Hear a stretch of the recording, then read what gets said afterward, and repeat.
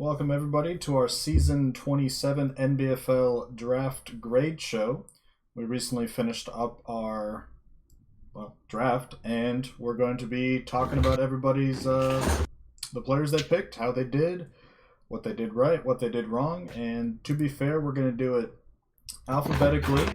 So unless your team happens to start with a W, you're in for a pretty awesome time here. So with me we got Baz, Asti, Dash, Dutch, Gark, Garnak, Mayuso, probably some others in the future, but Baz, I want to go ahead and say congratulations on winning the Super Bowl, and I'm glad you've had a couple months to enjoy it, but after the show, that's all ancient history. Last season does not matter. We're looking forward to the future. No, yeah, that's done. I mean, as far as I'm concerned. All right. Basically never happened. Unfortunate. All right. Well, what did happen is that our recent draft, we've got the first draft ever that had 2.5 rounds for the main draft. So all the non-playoff teams got an extra pick in essentially the third round. The X-Band/comp draft had 5 new teams, and someone was so beat to shit they got an extra pick in there somewhere too. So we'll talk about that when the time comes. A lot of players got drafted. A lot of good ones got drafted. This is probably one of the best classes we've ever seen overall, especially in the strength category. But starting off with the letter A is the Arizona Red Bulls. That's Klaz's Chaos Dwarf team. In their first season, they went 5-3-6, just kind of outside the playoff picture. They've got 2 Bull Centaurs. They've got some blockers. They only need 1 more. Maybe a Minotaur, some Hobgoblins. So pick number 16. Klaz decides to go with the best big in the draft. Block plus strength guard. Later trades his second and third to move up early in the second and take Mr. Hightower as a Hobgoblin for a second ball carrier, plus strength, block, accurate, sure hands. So on one hand, these are good players. They're both plus strength. They've got the things you need for their position. So block guard for the big, block sure hands for the Hobgoblin if you want a second carrier besides your bull. So I like the players, but I'm not sure this is how you want to play Chaos Dwarves. We've seen Dash have success with kind of a lower TV team. You got the 2 good Bull Centaurs. You take normals on the blockers. You take claw on doubles. But that's it. The Hobgoblins are like starved to death. They take basic skills like Dirty Player and Wrestle. And that's it.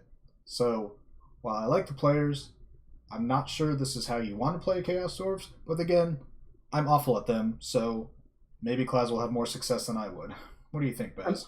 I mean, yeah, this is kind of the big question. I mean, you look at his first season. He had a good first season, right? And he had a Minotaur on the roster his entire first season as well, which died late in the run. So it's not like this is a change in how he's approaching it. Mm-hmm.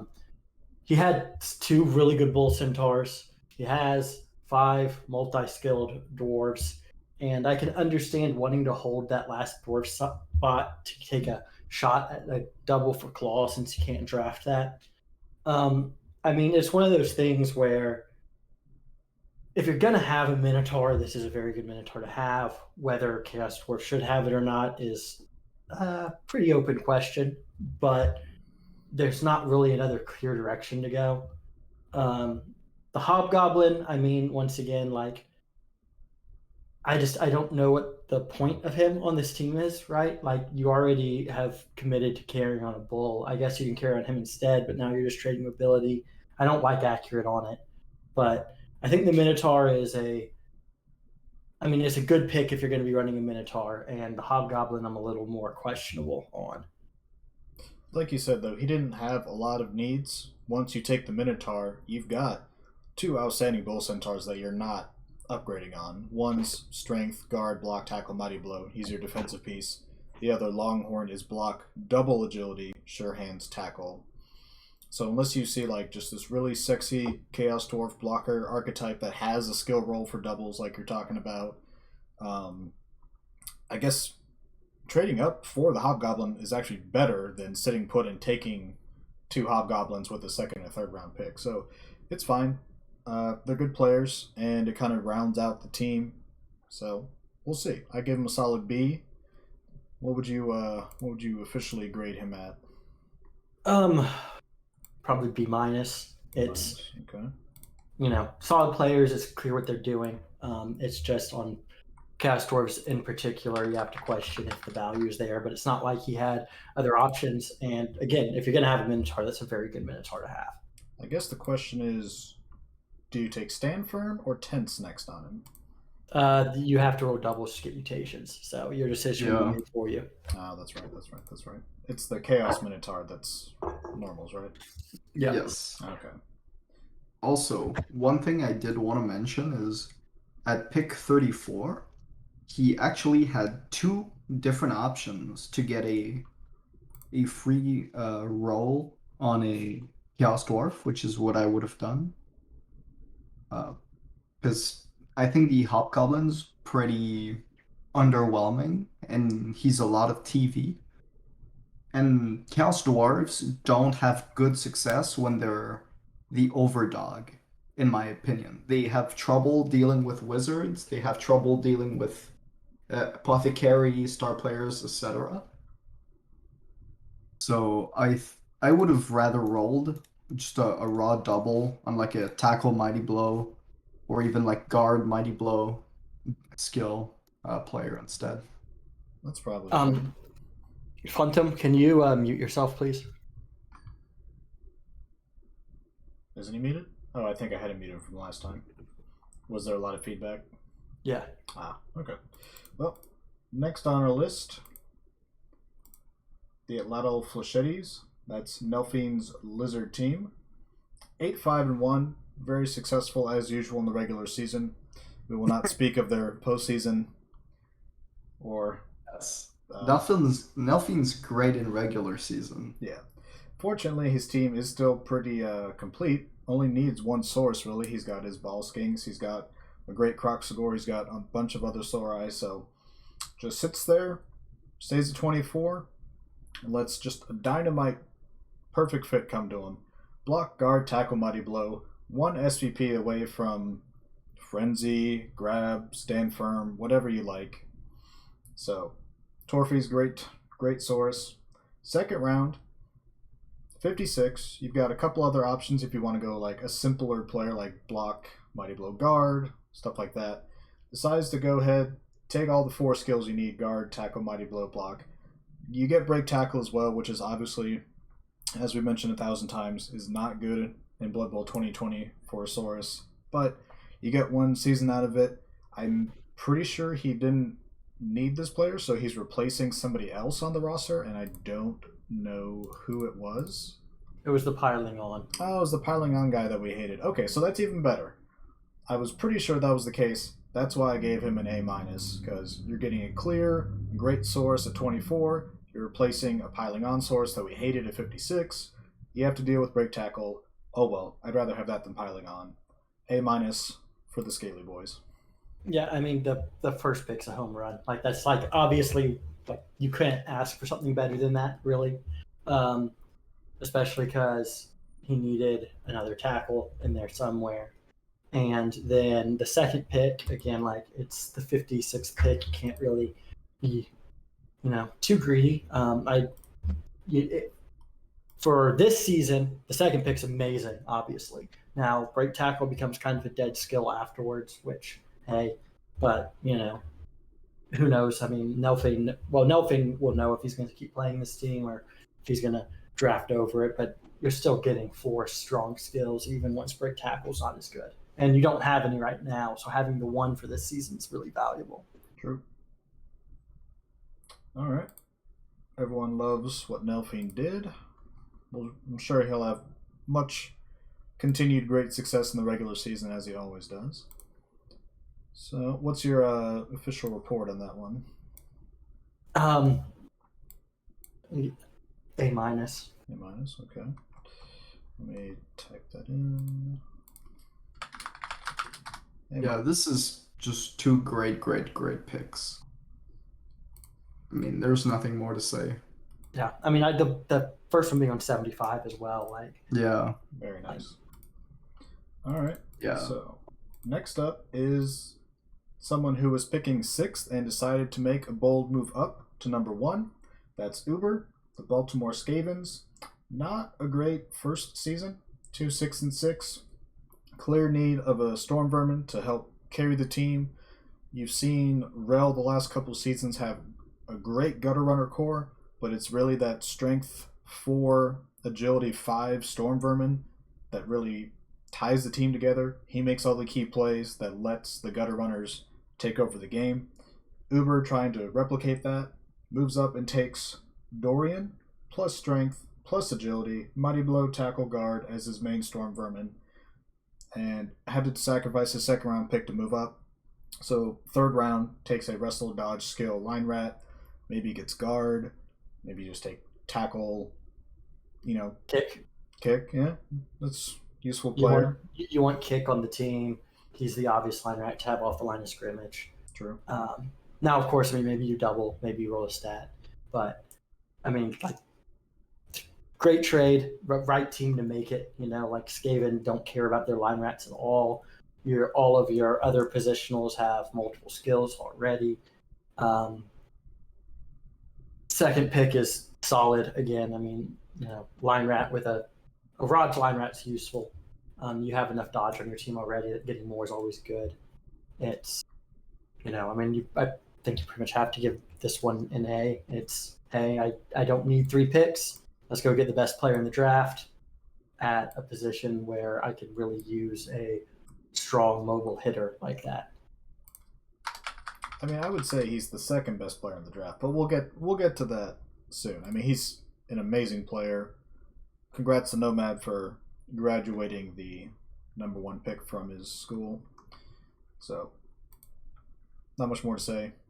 Moving on, we've got a lot to say about this team because there was a lot of picks made by the Brewmore Gents. That's Ryan Fitz's new dwarf team. Great logo. I don't have it here, unfortunately, but I'm sure you'll see it plenty this season. So, AFC East ends up with, unfortunately, the last pick in the comp draft, but, when you get a double MA guard, mighty blow, tackle player as a dwarf blitzer, it doesn't take care of your one weakness of speed or lack thereof, but certainly helps. And then you have the second pick in the second round for some reason. You get a plus agility runner with Blodge. Pro, still good. Third round, Blodge Step Longbeard. His SPP and skills haven't been adjusted, but still. Good, solid player. Main draft, trades down from 13 to 22. Gets a plus strength runner to team with the other one, with kickoff, return, and block. Second round gets a guard, mighty blow, sidestep, Longbeard. Perfect. Also in the second round, mighty blow, guard, grab, Longbeard. Great. Third round, mighty blow, stand firm, tackle, troll slayer. Perfect. Really late in the draft, another troll slayer, mighty blow, jump up. Alright, whatever. That's an A. You trade down twice, you go the Jeffro route, except you're not playing Khorne, you're playing Dwarves, so you have all the skills you need. I think this is going to be a very solid foundation for a potentially successful team. I mean, it's Dwarves, right? And like Dwarves want spread, a large skill spread, and trading down helps you get it. I mean, Alaka is definitely the most, you had the last pick in the pool 1 of the comp, but that's a player that clearly has a lot of value for you. A dwarf runner is a place where, like, if you have to carry pro, it's not, as bad as it would be elsewhere because dwarf runners really don't have that many normal skills you actually want anyway. And to get blodge and plus edge is probably worth it. Similarly, like kickoff return is something you do normally take on a dwarf runner. It's not a great skill, but you're fine with it. A couple side steps, interesting. You got to stand firm already. I mean, there's a lot that's good to say about this, but I mean, the second troll slayer, I kind of shrug at, but if it's your 8th pick is the one that I'm like, I don't know about that one, then I obviously don't have too much bad to say. Yeah, you've probably done a pretty decent job. All right. So we'll see if this dwarf team can be more successful than a dwarf team that had an early pick last season. And then there's another dwarf team we can compare them to later, but that's quite a ways. Actually, it's not that far down the list if we're going alphabetically. But first, we've got another new team. And unlike his previous adventure, he decided not to trade down 18 times. But still gets a pretty respectable squad. Jeffro with the new Buffalo Chill Dark Elves now. He did trade number 34, the second round pick, for 48 and 80. So ended up with 7 picks. Gets the second pick in the comp draft and the regular draft. I believe comp was made first. And decides to go Tom Mack, who I was so disappointed none of us were able to take in our comp draft 2 seasons ago. It just didn't make any sense for a Line Frog or Wood Elf Lino or Norse Lino or whatever Old World Alliance is. So Jeffro ends up taking him, but instead of a really good blitzer, which we can talk about in a bit. However, I like pretty much the rest of his draft. Terminator Tim, great blitzer. You get a... Well, actually, I don't like his third round comp draft, but we can talk about that more. Guard, wrestle on Dark Elf Blitzer. Main draft goes Julio Jones instead of some other options. A double agility, movement, dodge, leap blitzer. Gets a lineman in the second round. Mighty Blow, guard, dodge. Gets a blitzer pretty late in the draft at 66 with guard, Mighty Blow, tackle, frenzy. Some good value there. And then 80, which is damn near the end of the draft. Plus MA, block, tackle, kickoff return on a Witch Elf. Kickoff return switching to on the ball in Blood Bowl 2020, so it's a slight future buff. Not ideal, but movement, block, tackle is probably worth it to pick 80. But there's just enough questions on some of these players that I gave it a B. Like, I like a lot of them, but there's things I don't like, and I'll let you talk before I get more into that. Yeah, I like a lot of the players. I'm not sure there is a single pick he made that I would have. Okay. Now that has more to do with in some situations where it was like there were 2 good things and he took the other one than what I would have leaned towards. Like Tom Mack's a very good player. I would have gone with who Kazark ended up picking, but I can't fault him at all. Julio Jones is a very good player. There's another one I liked just about as much, but I thought that was a toss-up. Terminator Tim's good. I really like Terminator Tim, actually. I think that's, as far as I wish there was room for sidestep on him, but all of those skills are useful. You can make use of grab on this team. Emilio, again, dodge, guard, mighty blow is really strong. Like those 4 picks, I think, are all very good. Antoine Randall, I mean, I don't think it's worth wasting a blitzer skill Just to get the wrestled. guard. Yeah, I mean, at that pick in the draft, there's not a lot you can do, but I would have taken a boring line elf before that. I mean, Gibson. There's literally a Blodge Step Lino, who, to be fair, was one of my old players, so maybe I'm a little biased, but Blodge Step Dark Elf Lino, there's a block Dauntless sidestep guy, a block Fen sidestep you could take as a Witch Elf. I mean, and the comp draft finishes so early that he had only made his first main pick, that I think reaching for a guard in X-Band when you still had 2 picks and then you end up trading for a third, like, just trust that you'll get a guard somewhere late in the very deep draft in main than taking Antoine Randall, right? I mean, it's just I'd rather a success PP blitzer with dodge personally, just because Dark Elf blitzers are the core of your team. That's one position where it's hard for me to stomach relatively dead skills, which is, I look at Gibson and similarly, it's like, okay, Frenzy, I already have that elsewhere, although it looks like he's only running 1 Witch, so that helps cover that some. And then the Witch, I mean, again, like block tackle plus MA is awesome. Kickoff return's not. It's a late pick, so I can't really fault it. But it's just one of those things where, like, I look at the team and a lot of the players are like, there's just a little thing about it which I just don't love coming out. But he also, he's got a lot of plus MA. got stats, got a ton of guard and mighty blow. I mean, there's definitely a lot to like here, and I think the team can do well. It's just there's a lot of things where it's like not quite the direction I take it. And Julio alone, I mean, Julio and Tom Mack alone are going to win a lot of games. But that's the And thing, he's though. got good support around it. I think they overlap too much. And I'm assuming Tom Mack was taken before him because the comp draft usually just goes pretty quick. I mean, they're both the second pick, but once you take Tom Mack, do you need Julio Jones? Because those are your two game winners, but neither one has tackle, which is not like the most important skill. But if you're going to have a guy who can get into almost anywhere and get the ball, you've got to have somebody to get in there and knock the ball loose. So why are you not taking AJ Hawk to pair with Julio? Or if you want to take Tom Mack with the main pick, you can pick. I like the blitzer that Kazaric took, the MAG Lodge guard. That's part of my issue here is like Jeffro and Kazaric are playing the same team and basically picked back to back in the comp draft, and I just like Kazaric's team more.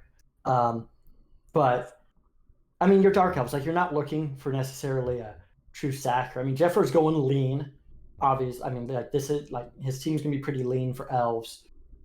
Wizards, I mean, he's gonna be able to devastate people with Wizards. If the ball hits the ground, it's his. Oh, for sure. I mean, Dark Elves' biggest issues, their pace. Julio can score from anywhere. You have. The way I do it probably is have Tom Mack as like my primary actual carrier on offense, and then Julio as the guy you get the ball to when you need to flip position. Right. I think they definitely work. And I was probably a little too harsh on the team out of the jump, mainly just because, I mean, the Wrestle Blitzer and the Frenzy Blitzer are just a little perplexing to me. But the rest of the picks all make a lot of sense and are quite good. I mean, the kickoff return sucks, but you're carrying that to get another 8MA, which is something you really like. And that witch only needs sidestep, and then it's done anyway. Yeah. So I think he can definitely do well. I'm curious to see how he's going to play it. He's got enough guard. He's got enough stats. He has everything he needs. What would you officially put it as? B minus. B minus. Okay. All right. So next up on our list is a team that only had one pick, and one of the few in the draft to do so. That is, of course, the mean old Cattle Chaos, Menoloco's Chaos team, of course. 8-5-1. They have a permed warrior. They have a 2-skill warrior that you could upgrade on because it's a very deep draft if you want to do that. There's always Beastmen because they have such wide flexibility from the draft. Decides instead to trade up from 28 to 21 with a certain somebody and takes the second best big, albeit still a good one, block, guard, skill roll. And as I forgot and we talked about earlier, the Chaos Minotaur does get mutations on normals. So if you want, and he's taking temps. He's taking temps. Okay, good call. But I still think it's a C. I do appreciate the trade though. You need that warrior replaced probably. It's a deep draft, and you move up for the second best big. Like if you were able to get the other big that had plus strength, I think that's great. This one's fine. Block, guard, skill with tentacles. But I don't know. I think in a deep draft, moving up is not ideal. I mean, the issue here was just like no one was taking that player between where he was going to pick and where he traded up to. Right. But again, like it's if you want a big on your team, locking in a big with guard, a big with block is always really valuable. This one got a skill roll on top of it, which for Chaos is massive because like you get mutations on normals, which, can be really good. I think the pick's solid, and I don't think the trade was needed, but I also don't think that like his team needs much anyway. So, I think it's all just kind of fine. Yeah, I mean, you've got the minus agility warrior, which you're not worried about. The minus MA warrior, I mean, B. Maxwell has been around for 120 games. He's got 247 SPPs. Block, mighty blow, tackle, guard, claw, tentacles. Fine player, still functional. But in a deep draft like this, I mean, at 20, let's say he stays at 28. Was there anything comparable taken then? There's the gorilla that Gru took at 31 that's block, guard, mighty blow, tackle. I mean, is that worth trading to get your MA back? Maybe, maybe not. Yeah, I don't know. I think this is fine, really. I mean, I don't think he needs much, and I do think that, I mean, like he knows it's Stim. He builds, like, Stim is who he's thinking about. Getting a third tense on the board is helpful there. True. I think it's good. I think, I wouldn't give it like a super high grade just because I think the trade's unnecessary, but I think I think the player itself makes sense. What would you give it then, like a B minus-ish again, or? Sure. Okay. Well. Moving on to another team in the C's. We've got a second-year team. The Carolina Pythones? I'll just go ahead and call them. So Wog, 5-1-8 first season. Not great, not terrible. Doesn't need a whole lot, though. A Witch Elf, some quality linos, and that's exactly what he got. So as much crap as we like to give Wog in the chat about this and that, apparently this dude's like the greatest GM of all time because I've given him nothing but like A's on the last 2 draft grades. So this time, pick number 17 just sits there. I know he was looking to move up, looking to move down, sideways, this, that. Gets a block, mighty blow, sidestep guard guy. Very good player. Pick number 49 gets a block, tackle, mighty blow, skill, dauntless, witch elf. When that Pestigore in college took dauntless, I think a lot of people were like, huh? And it probably scared off a lot of the Chaos and Nurgle teams from taking it. But as a witch elf with dauntless, that's great. And then at 81, very late in the draft, just takes the Blodge Lino, who's 1 SPP away from being a Blodge stepper at worst. That is unironically my favorite pick of the draft. I mean, for value, that's outstanding. I had that one circled like from the start. I was trying to trade down to get a third to grab it. They're all 3. They're good players. I mean, he doesn't, he has his superstar, then he has a star behind it, then he has a lot of support. This is just getting more of that. Maybe, like trading down was hard in this draft. Like obviously he'd want to, considering the other one of these line men, like the one he picked first drops to 32, which I was surprised at. But it's definitely, it's a good player, especially for Dark Elves. It fits what you want to do. Yeah, you'd rather have dodged the mighty blow, but you're not going to complain. The Witch Elf, that's okay. Block, tackle, mighty blow. Dauntless makes a lot of sense on that type of player. It helps protect you while frenzying. A skill roll is always good. Minimum you're sticking sidestep on that thing, and it's a done player. And then, as you said, Blodge Line Elf, but it's 1 SPP away from, sidestep or guard or whatever you get there. And it's, all these players none of them are super flashy, but they all fulfill their role. They all fit in the team. There is literally no wasted TV here. And it's a pretty solid draft. Yeah, I gave it an A+.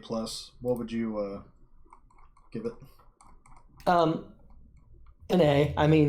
Just because he could have, the linemen in the first round ended up proving to be a little early, but, that's kind of marginal because it's more important to get something that fits your team than maximize the value.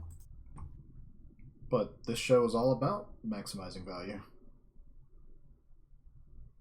Yeah, and there's a lot of people who maximize value on their picks who are going to get worse grades for me. That's fair. But Wog yes, claiming he tried to trade back in chat. I believe it. He was talking about it for quite some time. All right. Moving forward, we've got a team who joined us mid-season, did pretty respectably, and didn't need a whole lot to kind of round out the team, that's Mr. Nomad and his Undead. Joining the NFC North mid-season for Poods. It's got to deal with Gru, got to deal with Dash, gets to beat on Lorbass. It is what it is. So, he needs to replace a Niggled White, and then he ends up trading his second and third to move up earlier in the second to get a player he wanted. And I don't think most people would have imagined Smitherman lasting until 19 when you just looked at the board and saw the double AG there. But I don't know if it was a lack of block or the addition of Frenzy or what it was that scared people away. Nomad just pounces on it, replaces the white that he needed to, and then targets this pretty standard ghoul. He's got, 5 normals, but that's exactly how you would build him pretty much from the ground up, and that's the kind of player Nomad likes. So, takes a ghoul, gets the white he needs. I gave him an A- because you don't need a mummy. He already had the other white. He's got 3 plus strength zombies, so I mean he doesn't need extra players, so I liked it. A-. Yeah, I mean, I'd have it about B+, so similar thought. I mean, trading up makes sense. He doesn't need the third pick.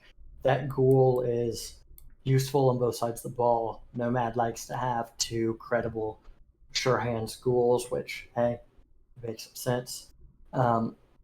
Smitherman is the interesting one just because, it's a really strong player. I just need to see how well he can use it. It's going to be, that's very much not like an undead player, right? So you're going to have to fit something into your game plan that's not as standard. But if you can, 5 Edge Frenzy is terrifying. It really limits what you can do, especially when both of his mummies can cage break. Although that's going to change, but still. And he now has, stand firm. He has sidestep all over the place. He can really choke you down. I think it's all going to work really well together. All right, what did you say you would give him again? A B+? Yep. B+, okay. All right. Moving on to a team that some people have graded harshly in the past, but are consistently a playoff contender. That is the Cleveland Bedlam, Captain Malcor's Chaos team. AFC North, 8-4-3 last year as division winner. XCon has disappeared. XCon's what? But Asti's back. Okay, well, where'd he go?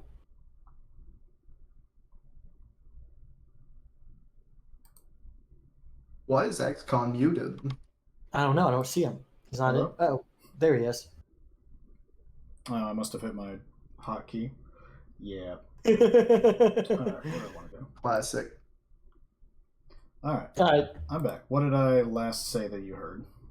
You haven't said anything since you brought up Malcor's team. Okay. Malcor's team, Chaos, 8-4-3, division winner, needs a warrior, very deep draft for strength players, so sits there at 26 and gets a good one. Block, skill, mighty blow, guard, pretty respectable.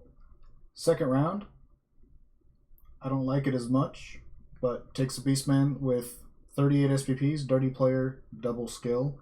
I'm not sure what's with people's fascinations with taking dirty players that have more skills than just dirty player.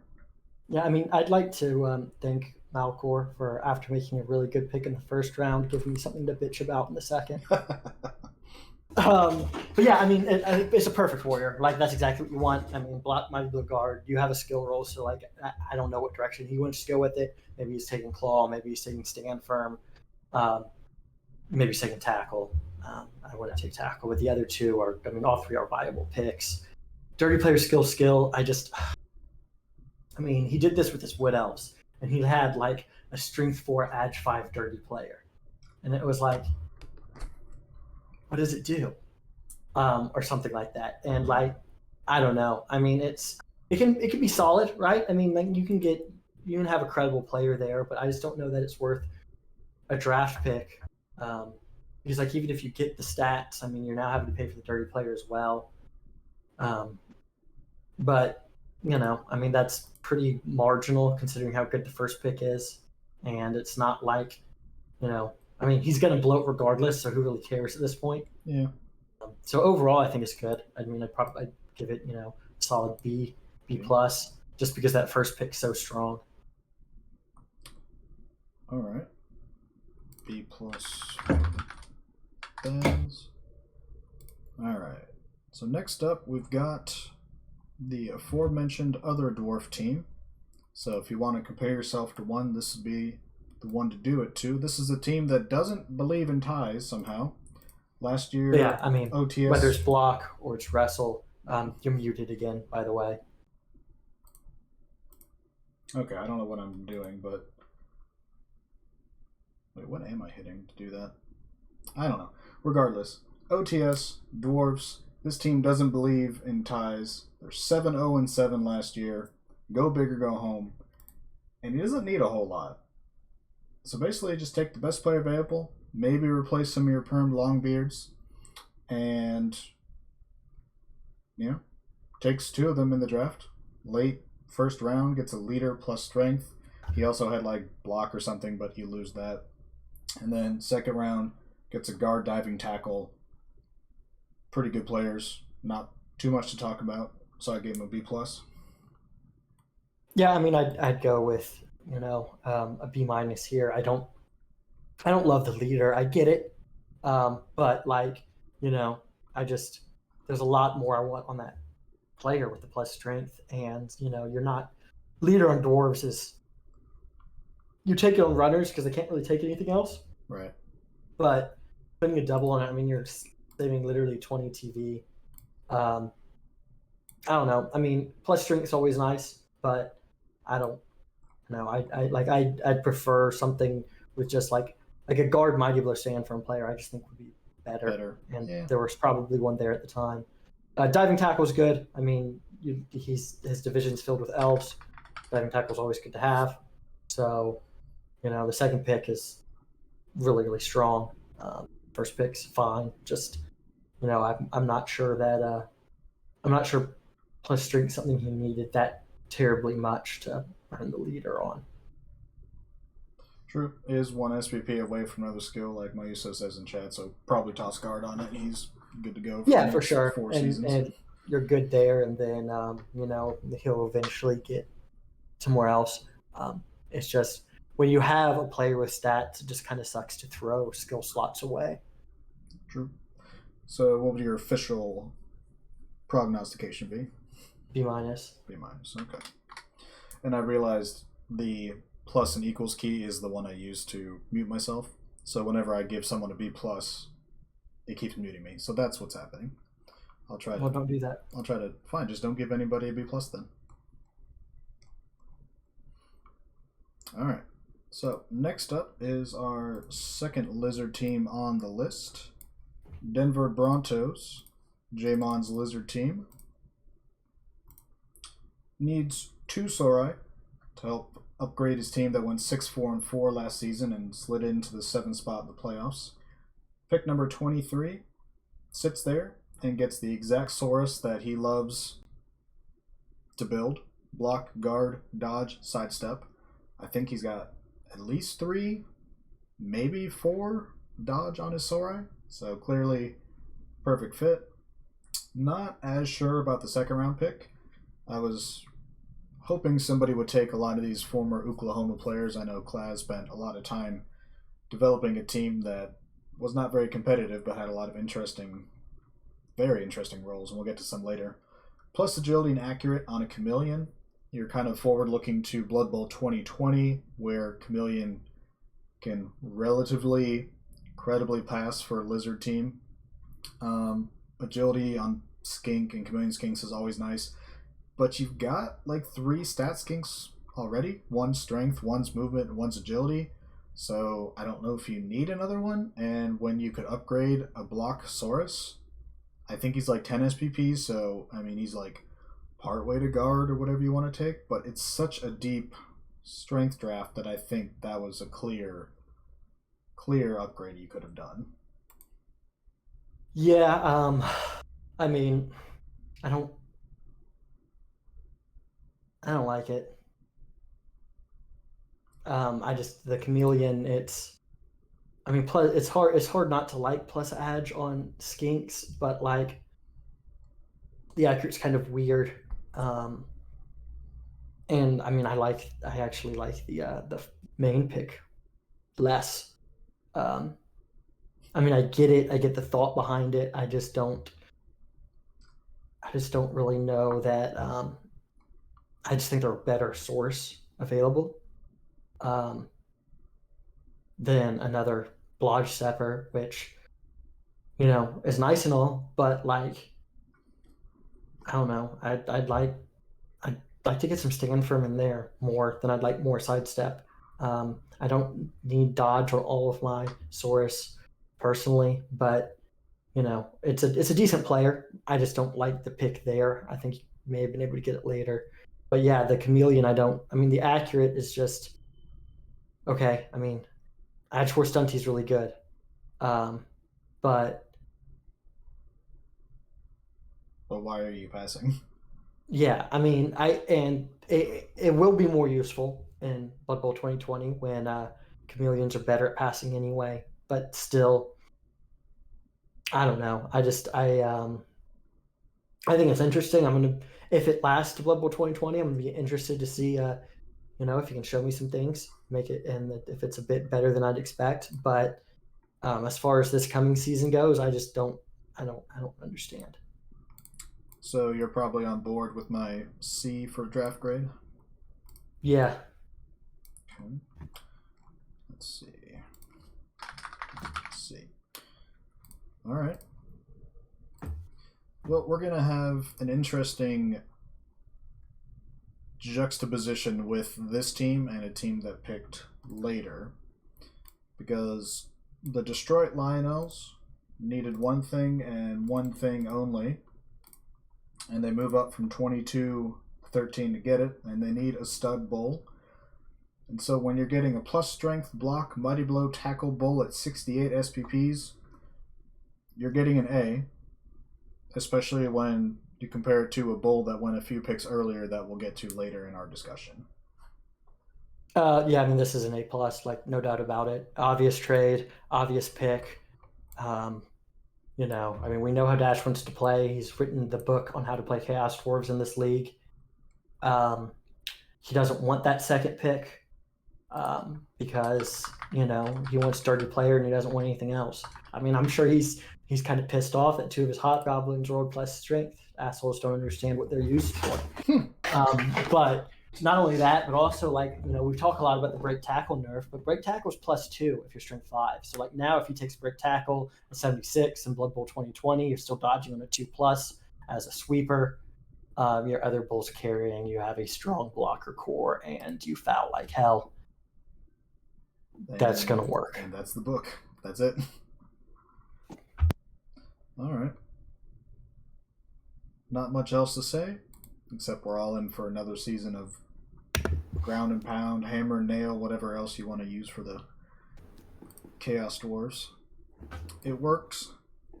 And something else that works that we all swore would never work, but Gru makes it work. That's the green banana grabbers.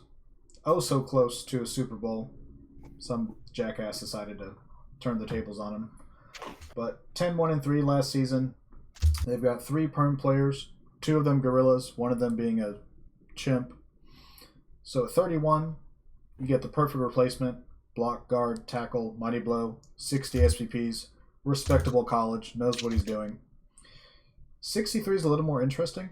I know Gru talked about it at length in the chat. There were some options if you wanted a replacement gorilla. You could go Blodge Guard. I think went a few picks later. There was probably some sort of chimpanzee on the board. It's kind of weird how they start with wrestle, so you got to account for that. Yeah, I mean, he's not taking a chimp. I don't think, or he would. I mean, I guess there's the one that it is niggled, so he could have replaced it. Garbers. I don't know. I think these are both, once again, they both fit perfectly. You can see exactly when to use it. Guard on an orangutan is great, I think, because you're AV8, and he always needs more guard. Replacing the double permed gorilla with another gorilla that's, does all the same stuff most of the same stuff is strong. Mm. Yeah, I don't think. I mean, I'd give this a straight A. Straight A. Okay. I think I would argue getting the other gorilla replaced is slightly more important than grabbing that extra guard, but I don't know. Gru knows what he's doing. clearly. Yeah, I mean, it kind of depends on what's available. But gorillas are weird because their general access is on doubles. Yeah. So you're kind of taking what you can get when you can get it.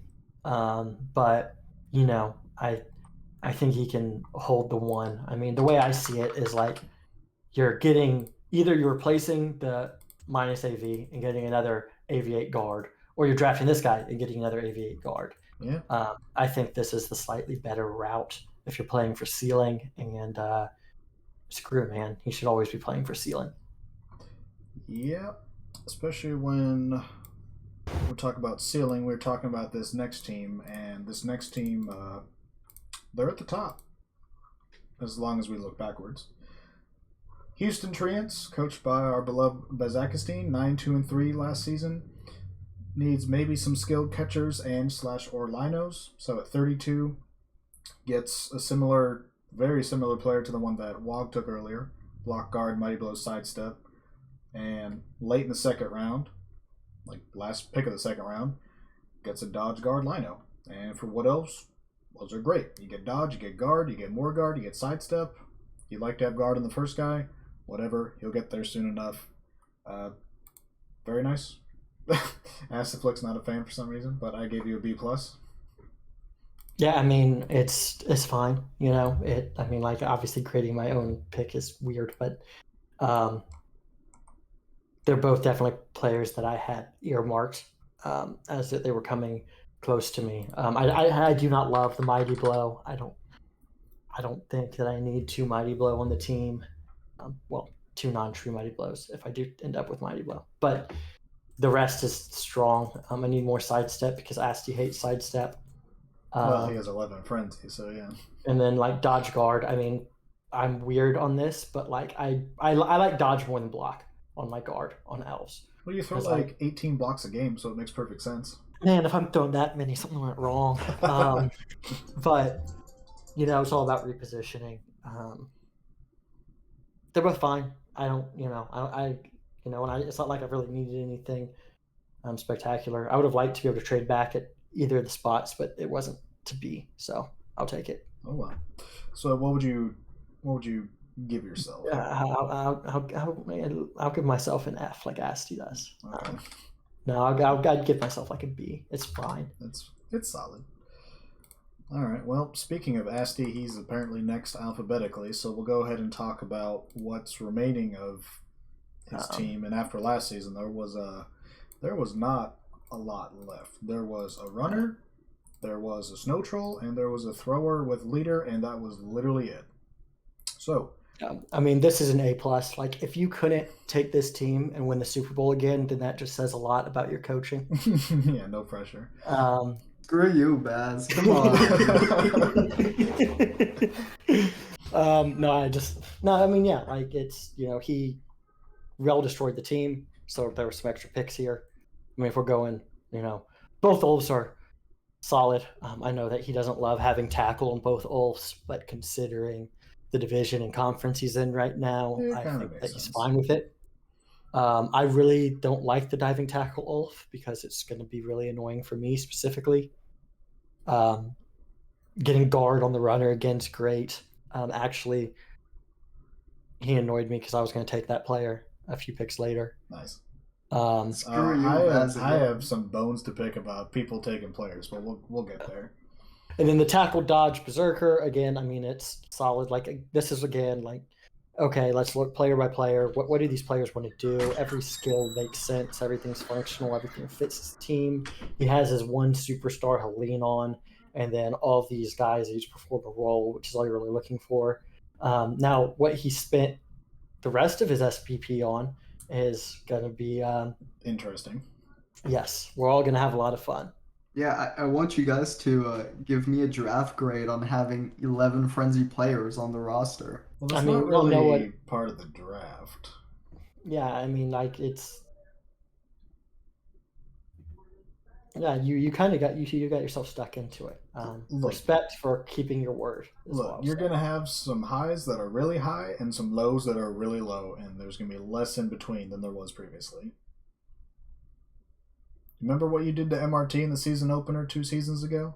Yeah, With I the do. mass frenzy, you're going to do that to a few more teams, but you're also going to be very handicapped against others. See, I have a folder for my Norse that's named Good Games, Medium Games, and Bad Games. The game versus Rel went in the good game. What? It was really It close. was an entertaining game to say the least. The bad games are the games where on like turn 4, everybody just wants to click end turn until it's over. Fair enough. All right. So, Asti gets some reinforcements. Team's back to respectable levels.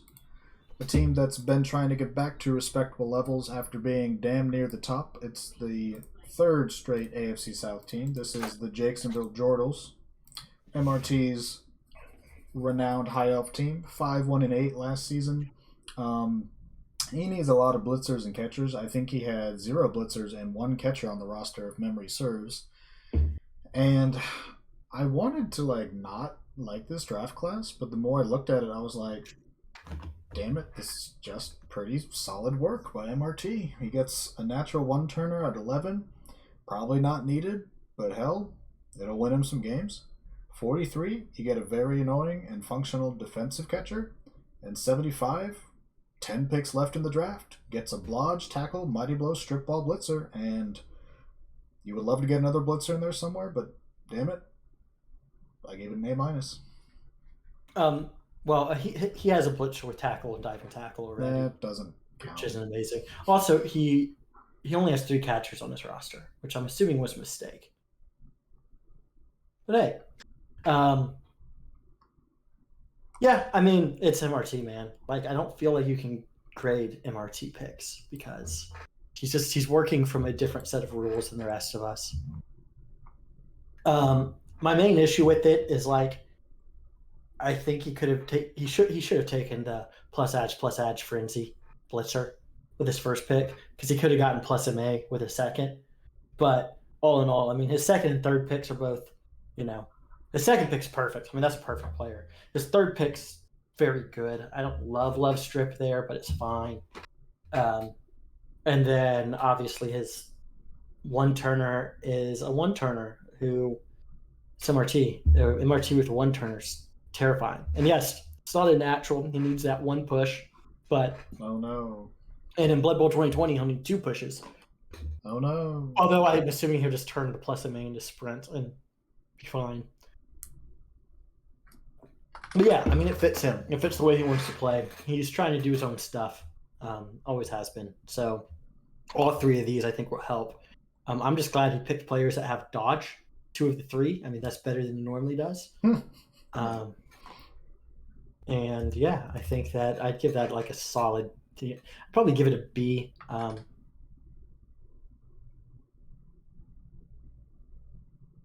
Just because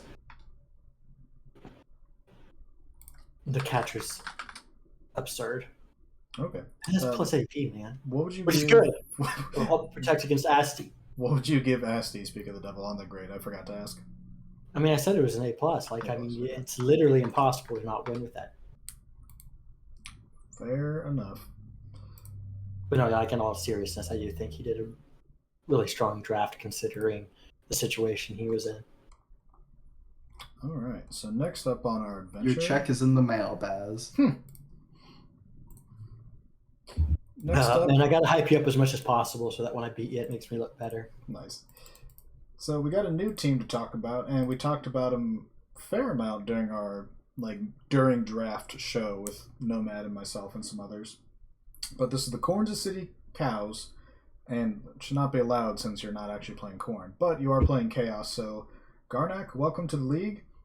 New Chaos team doesn't execute any trades, but damn it, this might be one of the best complete new team drafts I've ever seen. You can quibble with the big guy in X-Pan, but when the first 3 players were literally the first 3 players on his board, he told us afterwards, you didn't get Tom Mack like I thought you might have to be your Broadway Joe light. You get a really good minnow instead. You take a very good defensive beastman in the second pool, and third pool you get a 3 skill warrior when the third pool is usually dog shit. In the main draft, you get the best player in the draft in Earl Varney. And then early second round, you get a very solid, functional, ball-carrying Beastman. You hope that either your skill roll or your 76 is plus MA, and then you get another Chaos Warrior, in the third round. I love this draft. Apparently Baz can no longer hear us. And yes, Garnak, we know you want to come back. Baz, I can hear you, but I don't think you can hear us.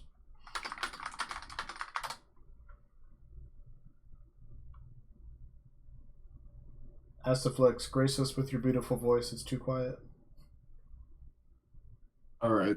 I have multiple thoughts. Okay. First of all, I would like to say this is a good draft. I know I've dunked on him a bit for drafting a Chaos Minotaur in the first. Okay. Anyways. Okay. All right, Baz will return shortly. But look, go ahead. In the main draft, I like Earl Varney. However, I like to build my plus strength Chaos Warriors in a very, very, very specific way, which is block, guard, stand firm, plus strength tentacles. Right. Which means with Mighty Blow, I'm going to have to drop a skill. Now, which skill do I want to drop? Probably stand firm or tentacles. Right. You have to have guard. Yeah, I mean, if you don't take guard, you're just okay. Guard. So you have to have guard. Now, if you want to drop tentacles and stand firm, you can take claw. However, I don't like that because if you have plus strength, I like to use that to make a good tentacle player, right? Right. Having said that, still an amazing player. Yeah, I love Mr. Earl Varney. Yeah, I think his 3 warriors are really good. Hello. So, okay, I think I'm back. Welcome back. Yeah. Gardak says we're going to hate his skill picks. I was about to say. Oh, God. I would like. I was going to say this was like, perfect draft, nailed everything. But now I'm very scared now. Do I need to take a look at this roster and post it in the chat? He took dodge, and that just to me shows that he doesn't. What? He didn't take guard. He didn't take claw or tentacles. No, I mean, look, when you can take a skill that is worse than 3 normals you can get, you got to do it. What? Everything else is great. I mean, I like the minnow. I mean, the question with the minnow is that, again, claw and tents is what makes Chaos Minnow so good, and you can't get him, but still that Minotaur's going to do good things. Even in Blood Bowl 2020, Break Tackle is still useful because it's a 2+ to get away. The Sacker's great. The other warriors are great. It's just I don't understand how that's dodge and not either guard or tentacles. Why did he take stand firm too? You gotta have dodge, man. I mean, if you take dodge and you make him a strength 5 blodge stand firm, just wall in the middle of your formation next to the strength 6 Minotaur, like I get it, but no, it's got to be guard. It's got to be.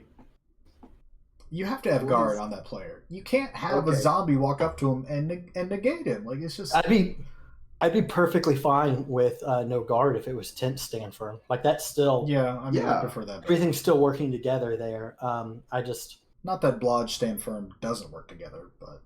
No, it does, but like you don't. I mean, I have no reason to want to move you now, or like most teams don't. Right? You're not providing guard assists. You don't have tents. Besides that, the draft I really like. Yeah, I mean it's great. And to be fair, the skill pick's not part of the draft, so I guess I'm still gonna be giving him an A on this. But Garnak, come on, man.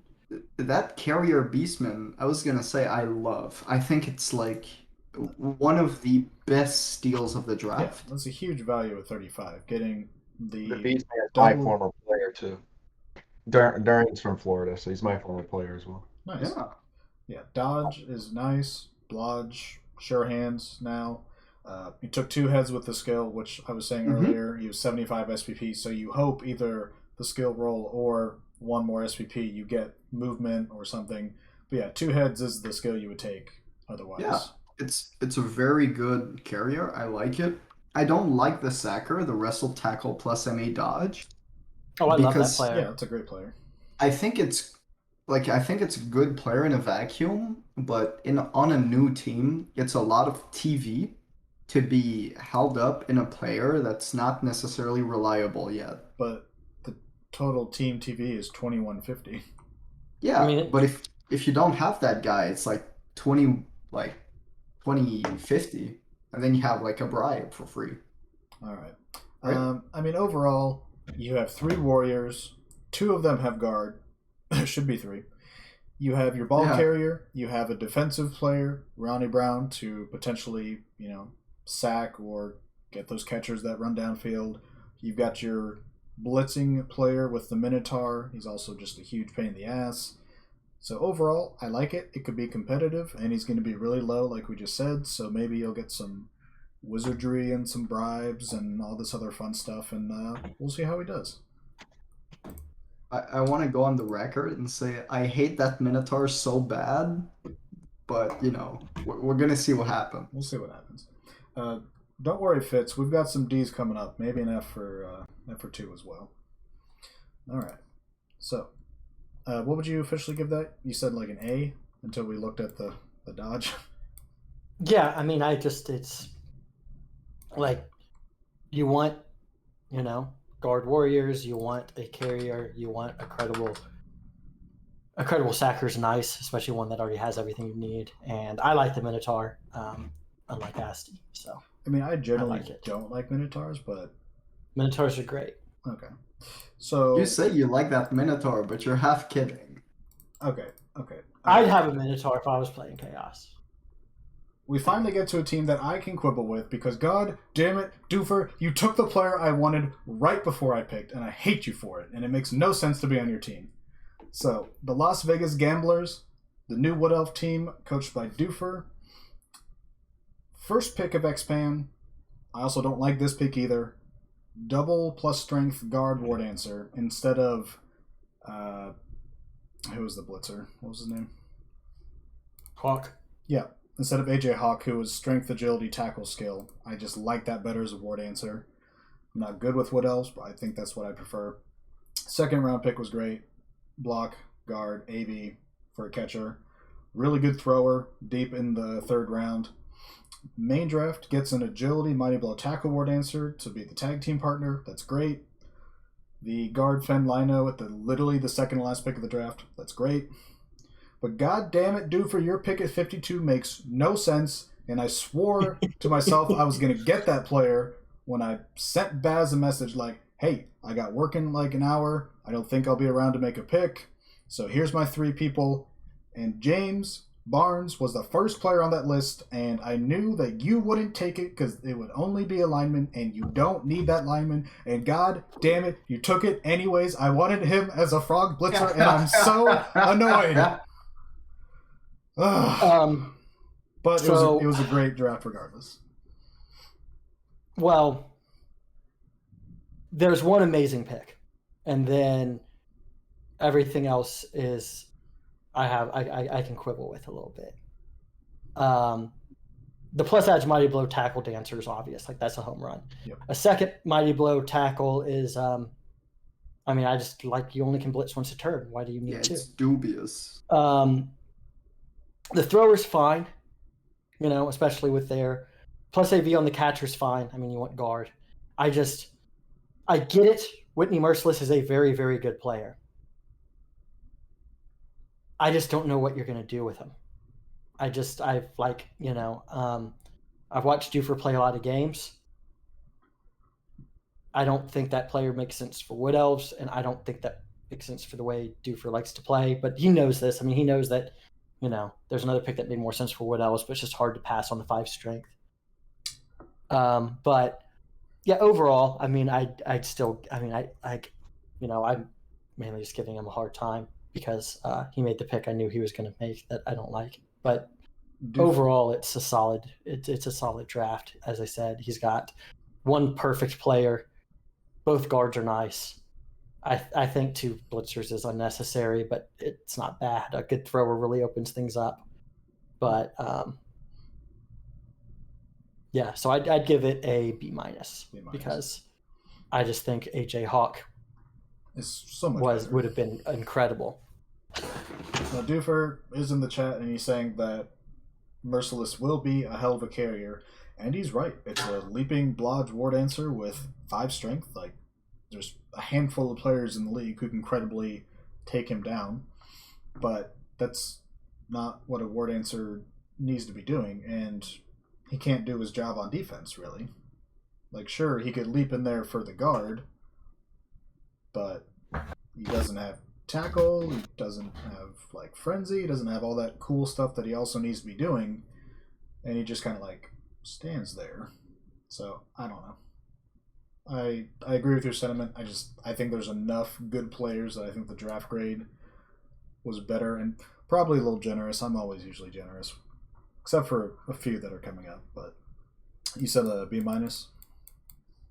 I'm not sure what I said, but I'm pretty Sure. sure you said B minus. It's fine. I'm kind of winging this whole. I'm gonna draft say grade thing. B on that one personally. B minus. But yeah, I mean, it's just I'll have to see it with Doofer. I'm sure he has a plan. It's just like the way I see that player being used kind of requires him to be playing from the front. And I don't know. I mean, with Wood Elves putting a War Dancer kind of, because like if it's Dark Elf taking that, you're putting dodge and sidestep on it. You're using his blodge step. You're holding space. Right. That's like the clear way to use that on a elf team. But like Wood Elves just don't play that way much. Well, we'll find out. Moving on, we've got the Los Angeles Glams. That's Stim's high elf team. 8-5-1. Always a threat. Always usually top 6, top 4 team. But does have a few needs. 2 blitzers, guard linos. Still has pretty good catchers. So 30th pick. Gets a Mighty Blow guard tackle stand firm blitzer. Very solid player. 62. Gets a guard sidestep high elf lino. Very nice player. But I think when you need 2 blitzers and you had other options at 62, including the player that went just afterwards, Brandy West, who was a Mighty Blow guard tackle jump up stand firm blitzer, very similar to the one you just took, but they went at 65. I think I would have preferred that to a high elf lino. You can probably just get guard on a rookie, but now you have a rookie blitzer instead. So I think I'd rather have a rookie guard line elf plus a good blitzer versus the other way around that he went.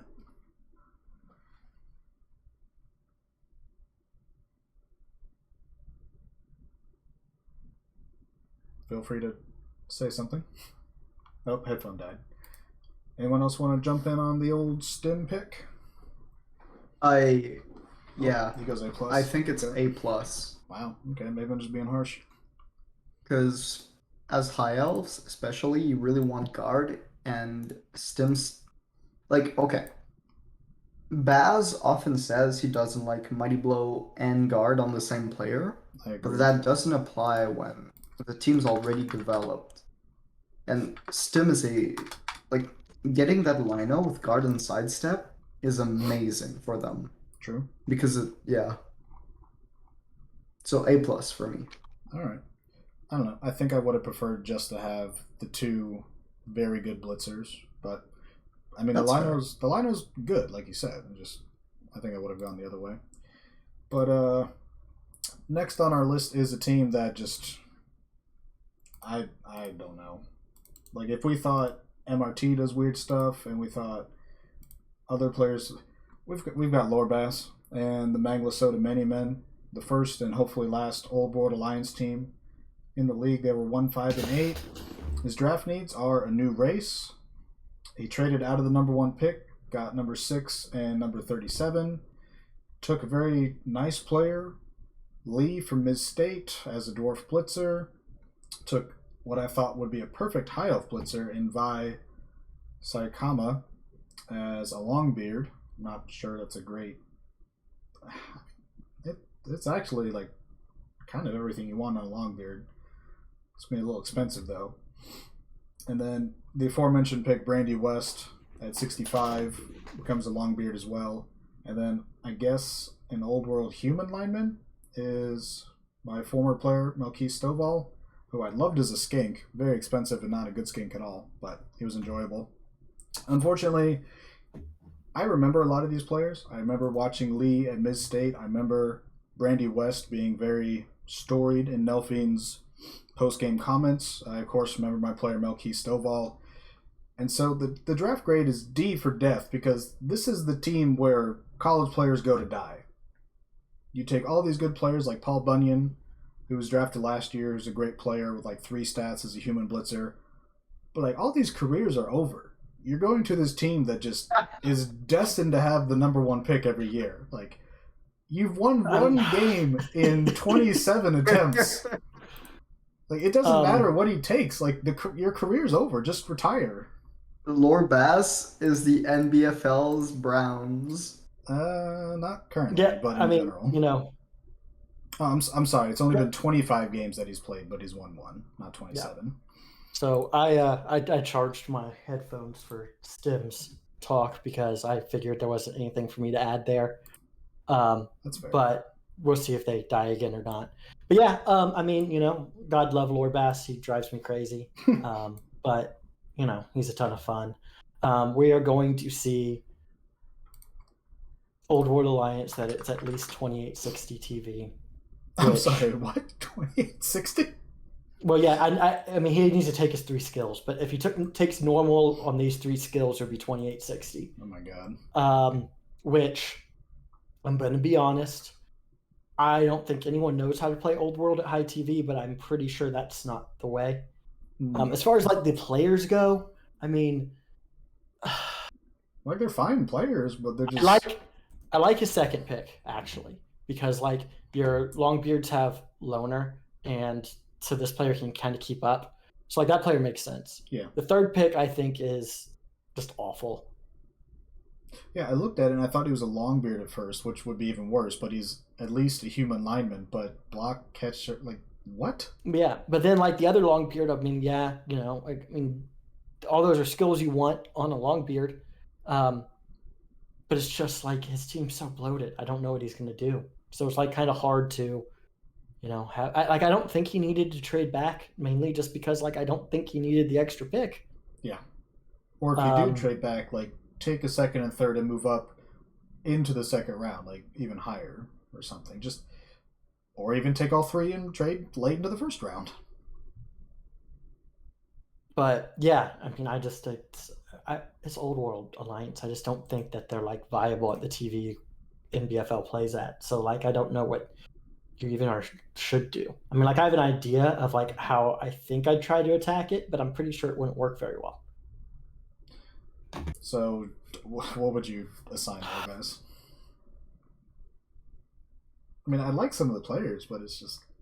I mean, I'd Alliance. have to put it as a D plus, just because I think both his first and third pick don't actually like make sense on his team. Yeah.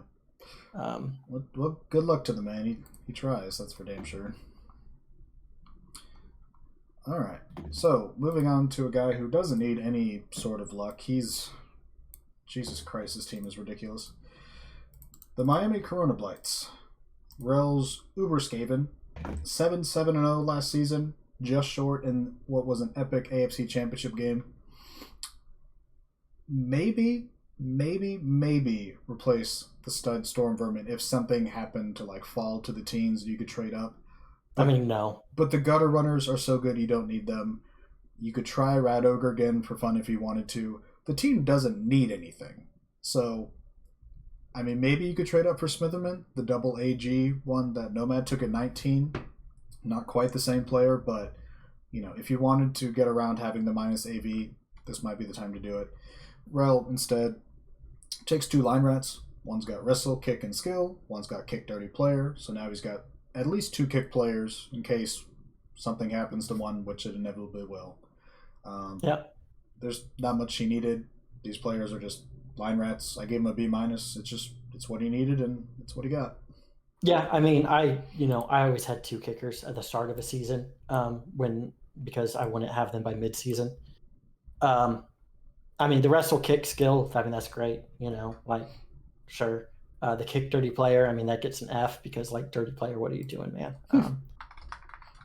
So Rats they don't average do out that. to about a C plus. C plus. No, it's like there's just so much to grade here. I mean, it's like I don't know. Maybe you trade both up. You trade both and try to get like a special line rat, but he doesn't need any positionals. More kicks good, so this makes sense. I would have, I think I would have preferred. And then he has a ton of skills too, right? So he can go and he can get whatever he wants on top of it. So yeah, I think it's fine. I just don't think it moves the needle, but that's mainly because he didn't need to move the needle at all. No, the team's crazy. Speaking of crazy teams, but not in a good way, the Nolans Lost Saints. That's Bill Brasky's Renegade team. They were 3, 5, and 6. And Jesus. Draft needs are a better ogre, a better dark elf, a better rat, and possibly replace any of the 5 linos that have perms. This roster kind of just bites. So, 10th overall. Hey, it's 2019 now. Yeah. 10th overall pick takes pretty famous player from TCU, part of their golden generation, if I recall, or maybe at the tail end of it. But plus agility, leader, block, sure hands, sure feet as a Pax Skaven. I guess he's your ball carrier now instead of your Dark Elf, since he's doing thrower, Hail Mary pass stuff for some reason. I mean, the throw is awesome. I mean, the Dark Elf's awesome, let's be honest. Sure. And then 42, this was heartbreaking because Rocky Kalmus was just an amazingly interesting player in college. I wouldn't say good as an orangutan, but you hope somebody would just make something out of him at the pros, and becoming a pack lineman who just has no clear role is just devastating.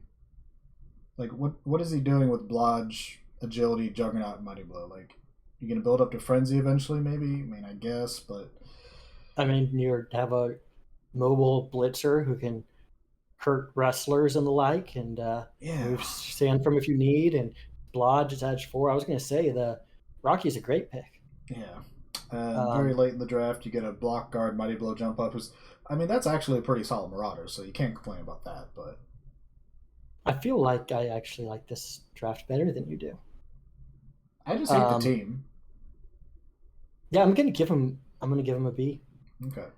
I mean, I look at it and it's like the rat. Okay, I mean, I think that the rat is the natural carrier on Pact, so drafting a carrier makes sense. Leader is but at least with Pact you're saving 40 TV as opposed to, I mean, saving 40 TV is actually a real amount. So it's a little easier to stomach than the dwarf we saw earlier, although I still don't like it. Right. The thing is, I actually really like his other 2 picks. I do think Rocky, he's kind of missing one skill to have a very clear role, but all of that stuff's good. It's 4-edge blodge, deep into the draft. It's, you don't have tackle or claw, but you don't necessarily need it. You're in a division where you have rats and who are going to have plenty of wrestle that you can use the Juggernaut against, and the like. So I think it's fairly useful. And then, a block guard Mighty Blow jump up at 74 seems nice. Again, I don't love jump up, but it's not a dead skill. You use jump up. So overall, I think it's a solid draft. I think that you can quibble over whether he should have replaced some other players, but hey. All right. Well, another team that uses jump up is the New York Croaks. That's my Slan team. A strong 4-8-2 last season. Got into the playoffs. Had a game against Stem that went all the way through overtime to the coin toss, but 'twas not to be. Draft needs were replacing 2 perm blitzers, 1 minus MA, 1 minus AV, upgrade a rookie blitzer. So I traded down from 21 to 28 for an extra second with Menno. And at 28, I wasn't really looking at this player very hard. I kind of had a draft board where he was middle second round kind of range in my head, just throwing something down. And the closer I got to the pick, talked to a few people, and it just made a lot of sense. when Gark at number 9, well, he was at 9, he trades up to 5 to take a plus strength wrestle ward answer. And then also in my division is Fool, who has a plus strength wrestle, like strip ball high elf catcher. And when frogs have a bunch of little strength 2 tadpoles out there trying to carry the ball, it's a little dangerous. So Pete Lyman actually works out very well to negate that a little bit and helps out on defense. My second pick is a bit of a reach, but that's a lot due to my aforementioned rant about Doofer. I wanted to get a hitter-type blitzer, and it was taken from me. So decided to pivot and take a frog blitzer who's going to get block at 31, hopefully, and be pretty much functional from the go. And later with my extra pick, I get my new blitzing frog who needs to get 6 SPPs and also take block, but tackle, dodge, mighty blow, pro, fills some of the needs I had. Get a plus strength at number 28. Can't complain too much. I give it a B plus.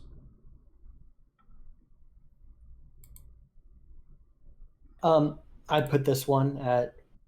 Well, I'd put it probably at like a B minus. I'm looking at it and I'm not. I questioned the trade down. If I remember right, there were some things that I think may have had more value at 21. But the plus strength block sure hands, it all makes sense. I mean, that player is used for both sides of the ball. 2 blitzers without block is, I mean, like Coco just doesn't give you much early. Obviously, once you get 1 SPP, I mean, he's fine, but doesn't really move the needle.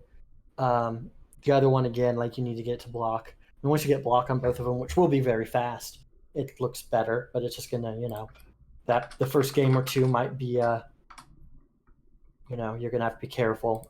Pro is a bit better for you than most teams because of the jump up, but hey, also you muted yourself again. My bad. But yeah, I think it's fine. It doesn't jump off the page, but I think it all makes sense. Yep, it could have been better if I had gotten, say, the guy that Doofer took at 53, and then I took Coco, for example, at 60. It would have made more sense, looked better, but it is what it is, I suppose. All right. So next up on our list, I think you said, what, B minus? Yeah. Cool. Maybe I think so. Type that in. Already did. Perfect. Next up, we got... we're going to have a lot to talk about here.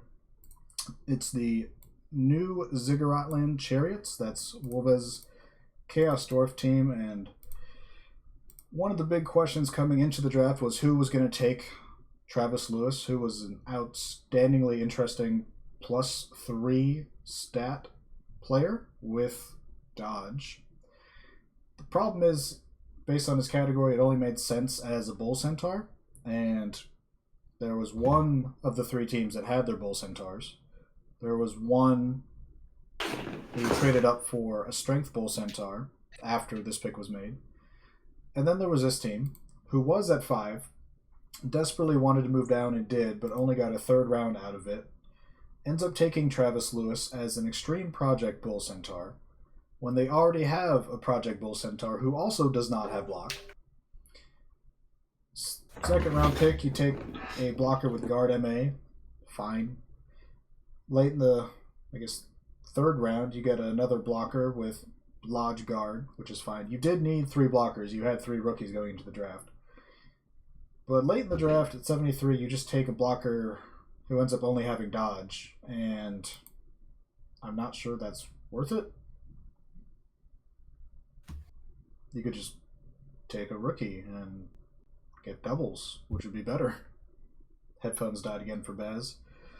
But I did not like this draft. I am dog crap at Chaos Dwarves, but you did get 3 blockers. You did get a Bull Centaur, so you hit your needs, but when you're doubling up on Project Bull Centaurs, which neither have dodge, they both have dodge, I think, but not block. And then the last Chaos Dwarf blocker I did not like, so I just gave it an F.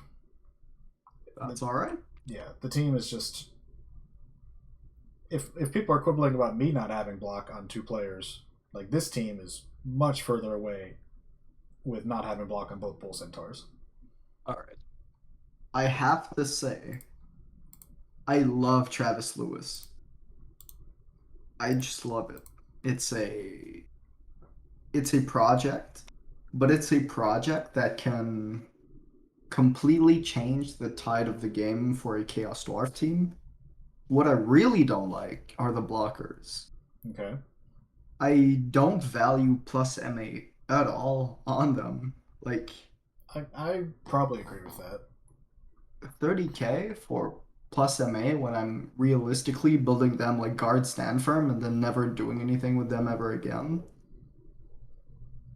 And I also don't like dodge for a very specific reason is I think again Chaos Dwarves don't do well when they're really high in TV and they're facing against wizards, bribes, stuff like that, right? And if you have dodge on a bunch of your like guys, that doesn't help you. It sometimes does and usually doesn't, is what I'm learning. It just, we've seen Jaemon have blodge heavy Sorai, and there's times where it helps a lot, and there's times where it just doesn't. And I think Chaos Dwarves are one of those teams where it just, even if you have a 3 to 4, which Wolves does, like the 3 that he has right now, all have dodge, and then he drafted 2 more with dodge, and so that's 5. And so against some teams, it's gonna make a difference where they struggle to block you, and against other teams, it won't matter at all. Okay, however, he I'm not joking. He's gonna go at about like 2,900 after this. No, his team's gonna be chunky for sure. Yeah. I mean, this is just one of those things where it's like, I know Wolf is trying to figure out, but I just feel like it's, chasing the. I mean, like the stats look cool, right? But like, what are they doing to your team? Do you need to 4 edge bulls with no skills really? I mean, is plus MA and dodge and the like on all of your dwarves, is that really moving the needle? I mean, this team would be terrifying. I mean, Chaos Dwarves are terrifying when they're lean, when it's just Mighty Blow, Guard Stanford on the dwarves, Claw when you get lucky. And there's just so much here. And it's like Chaos Dwarves just aren't built to withstand the amount of inducements he's going to be giving up. I think if Wolves instead takes the Bull Centaur that Dash took at 13, the plus strength, block, mighty blow, tackle, and pairs him with the player he already had, this Andre Tippett, who's still a project, double agility movement, but you get him at 51 and take block, there's your Thunder and Lightning. There's your offense and your defense, and the team, I think, is much more clearly defined. Yeah, I like, that's the thing. If you didn't have Tippett, then Travis Lewis makes a ton of sense. Oh, yeah, right? Fine. Like one or the other makes a ton of sense. I just don't, like with both, you have so much TV on 2 players who, okay, they dodge on a 2+. They don't have block, they don't have tackle, they don't have guard, they don't have mighty blow, they don't have frenzy, they don't.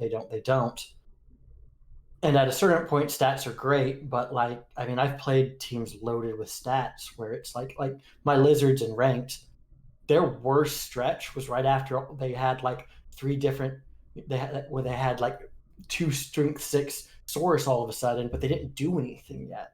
And until you get those skills on them, it's just going to be hard. And I'd love for him to prove me wrong with it, because I think it's interesting and I think it could be a lot of fun. But it's just, I look at the team and I'm like, I don't see how I could win games playing this team, and that becomes an issue because I just don't really know how to play them. That being now, said, I'm not a good Chaos Dwarf coach to begin with, so like that's part of this. But I just don't. I mean, like, okay, you got 2 Edge 4 Bull Centaurs, and you have 2 Edge 4 Carrier Hobgoblins. Yes. Well, Russell Wilson's got to go. We talked about that in the earlier show. Like he's been replaced at this point. But if these Bulls both get to 76 one day, the team will be much more dynamite. You've got Travis Lewis with block or blodge and all those stats, and then Tippett would have hopefully like block and tackle. Then it's more functional. And so if you're going for the long term, I mean, this team's got a chance. He's not retiring. Okay, well, Okay. Russell Wilson's career continues. If we want to do a deep dive on this team, which I think is warranted, Do we need to keep poking the dead horse though, or should we move on? it's up to you guys. I just wanted to say, like, individually, those problems could be, like, avoided by some coaches. For example, if you have two developmental bull centaurs, but your core is very strong and you don't have, other glaring weaknesses, that's okay. Right. Problem is, this team kind of is a patchwork of projects and just weird players. And at some point, you gotta have the meat to go along the potatoes, So they say. Yeah, I mean, as I said, it's kind of a fun team, but like I think that there's a lot of redundancy, and I don't know, that's the team that needs that. But hey, I admit I was shocked when I found out that that's who like Wilves had targeted. Like I just had that cross off. I was like, oh, he already has that player. But we'll see. I mean, hey, if one of them dies, then the team could end up pretty damn good down the road. Wow. Okay, so what's your letter grade for this one? I put it as a D. I do think. I mean, getting the 3 dwarves made sense. And while I don't think that any of them are like amazing, especially the third one, I think that helps raise it a little bit. All right. Well, let's get back to some good vibes and all the fun stuff about the league. We've got another team who didn't have a great season last year. That's the No Cincinnati Bungles, but Kemry's tough. They went 2-6-6. They're in the AFC North. Their draft needs were a Tomb Guardian and a Blitzer. So Dutch, unfortunately, was sitting at 4, and the player I love the most, Earl, went at number 3, and that would have been a hell of a Tomb Guardian. So unfortunately, I had to settle for a meter plus strength, Mighty Blow Tackle, Frenzy Blitzer, Skull and Crossbonies the 4th for his Blitz Raw. Strength draft is fortunately deep, so at 38 he gets a Blodge Guard Tomb Guardian. And 69, nice, he gets a Guard Sidestep Skeleton, which is just a fine piece to have. So I gave it an A. Yeah, I mean, this is good. Like, it's just, again, I mean, it's that you really want strong Blitz Draws, I think. I mean, that's something I'd definitely be looking out for. They're kind of the stars, and having a plus strength Frenzy, I mean, that player works. Block, dodge, guard, I mean, that's a great Tomb Guardian, right? I mean, it's painfully obvious where he goes from here. Guard sidestep skeleton, I mean, sure, like that deep in the draft, why not? I mean, you get more sidestep, which he has, 3 sidestep, only 1 stand for him for now, but I imagine more is coming. I think it's a solid team. I'd give that an A-. A-, all right.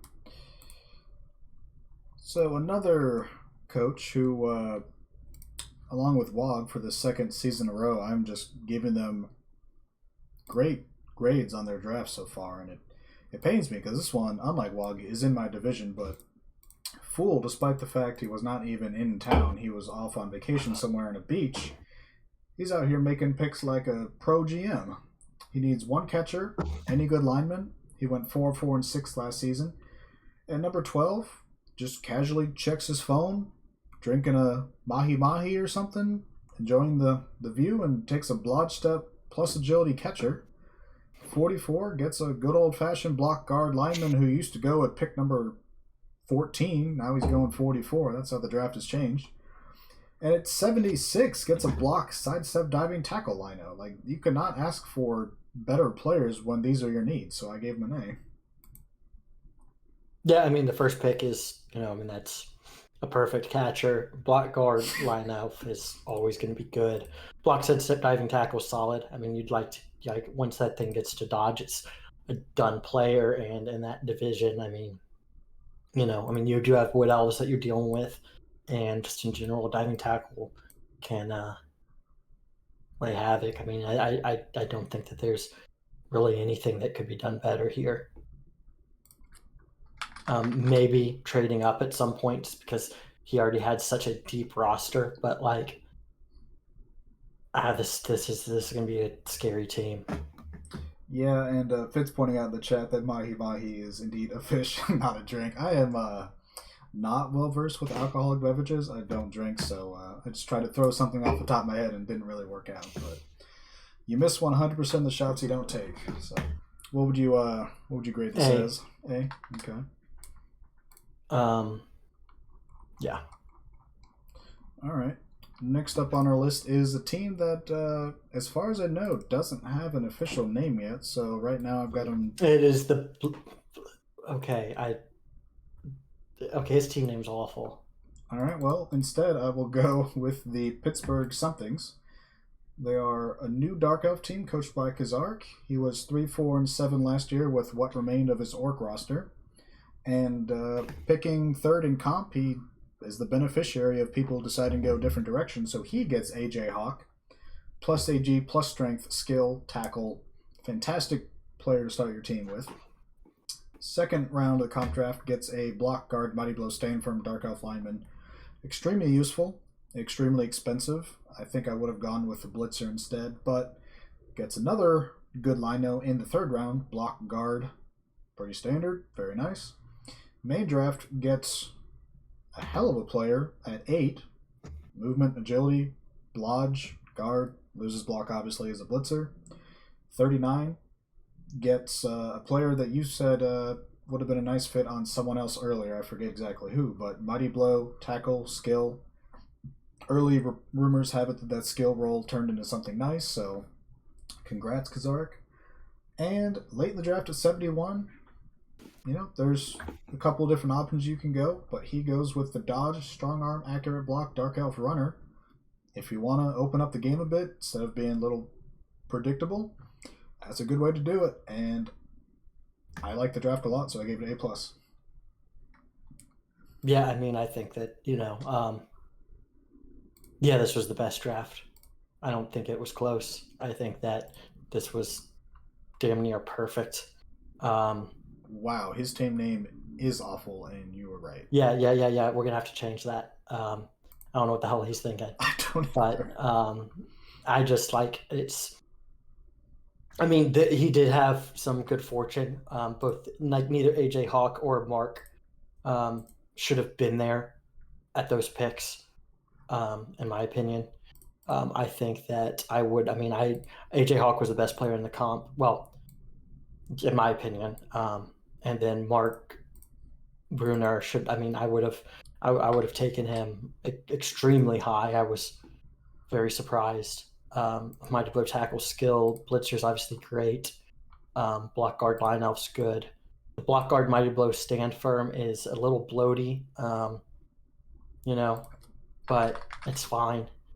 And then drafting a passer, like a true passing runner, is one of those things that like I've done it that way and I've done it not that way. And I find it very helpful, especially at this TV. I think that it can definitely help your offense. I would second that.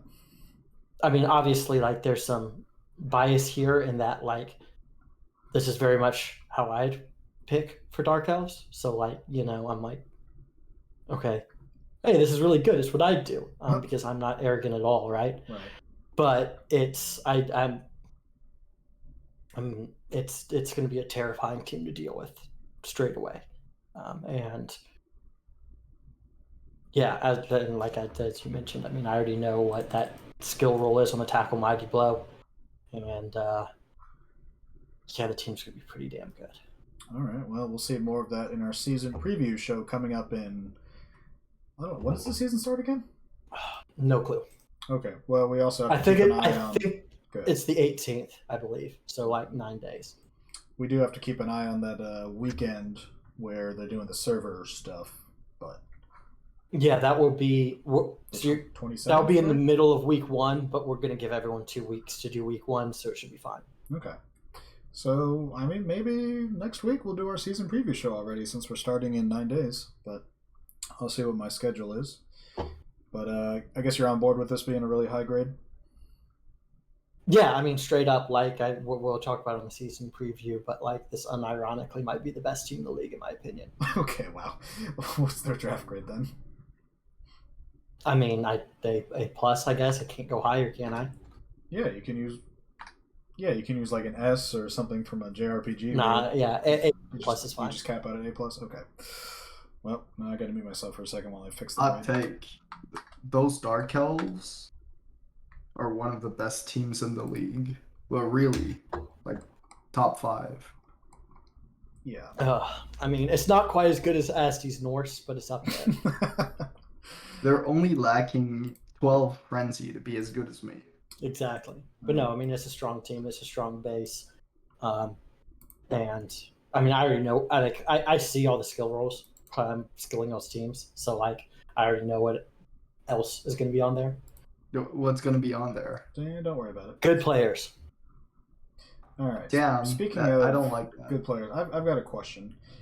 Nico's not here, but if he was, I would ask him how it feels to have movement 4 flesh golems again for the first time in like 3 seasons, because he had 4 perm positionals going into last season, if I recall, at least 3. But through either attrition or management decided to finally cut ties, he needs 2 golems and 2 whites after a pretty pitiful 3-0-11 season. But if you're going for those players, this is the draft to do it, and he got some decent ones. Number 14 gets Brandon Burlsworth, plus strength block Mighty Blow as a golem. Number 78 gets another golem, block Mighty Blow guard. And in between takes a blitzer, tackle Mighty Blow guard, dodge, piling on. I don't love the piling on. I think there are a couple other players you could have taken instead. Brandy West, for example, has stand firm and jump up instead of dodge and piling on. I think that's just better.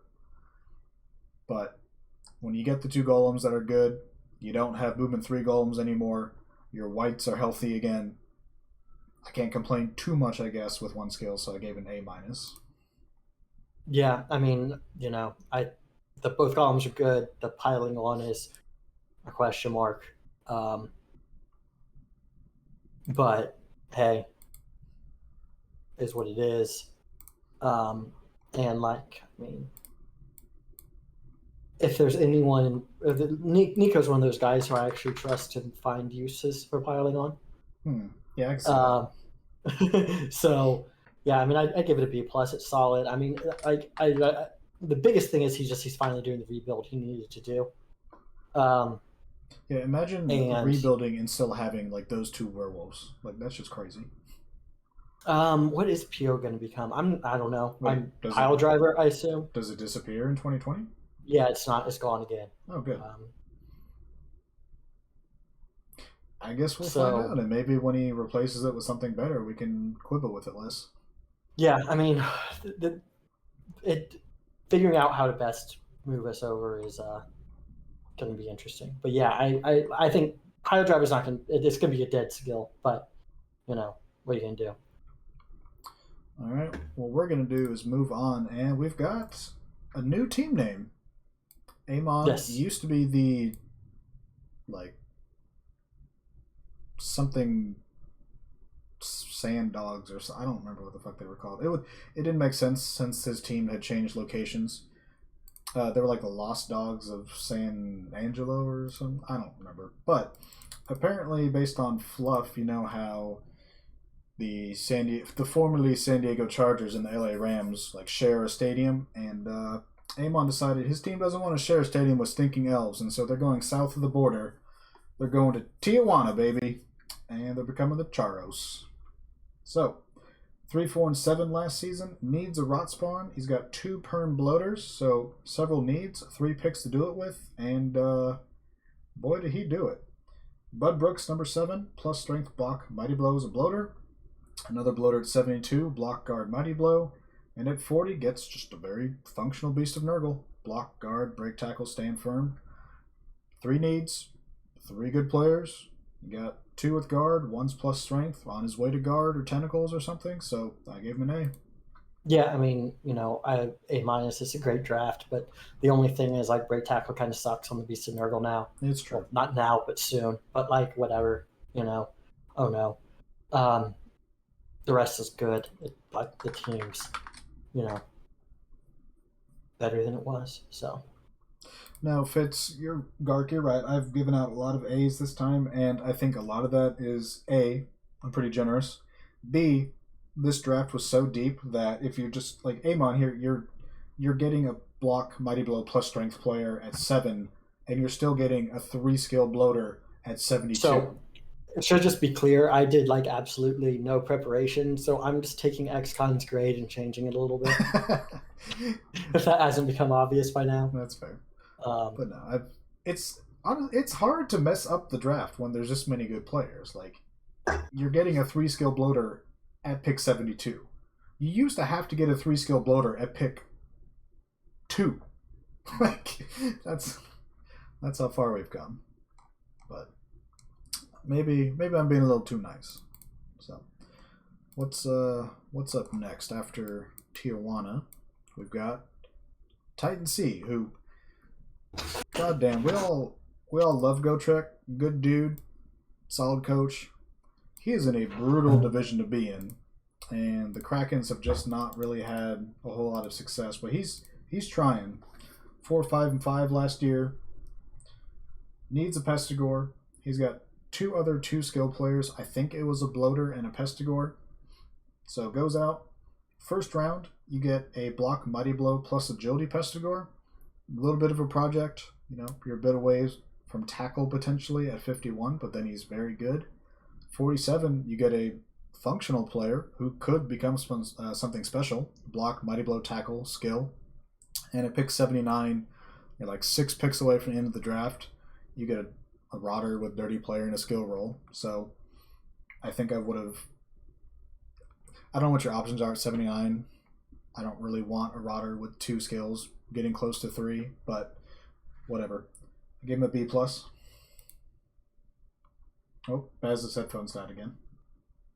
I think Gotrek's problem with this draft is that his current core just isn't getting the work done, right? Right. We all agree on that? I mean, tough division, and he's been, like 40% win percentage. Like, he's close, but it's just not quite there.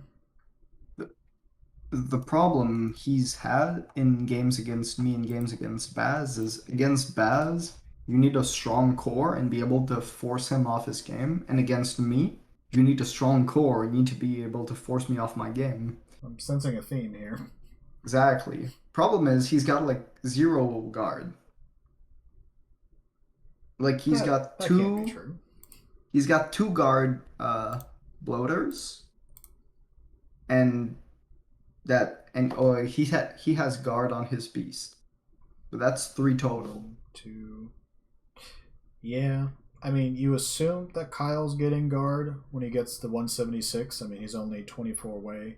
And then Andrew is block tentacles at 24 SPPs. That's kind of an interesting way to go on the second skill, but he's not that far away from guard potentially. So yeah, I mean, you could upgrade on Andrew if you wanted to.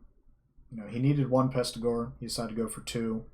He's got 2 rotters with prehensile tail, which I think is interesting. Yeah, he's trying the Brasky.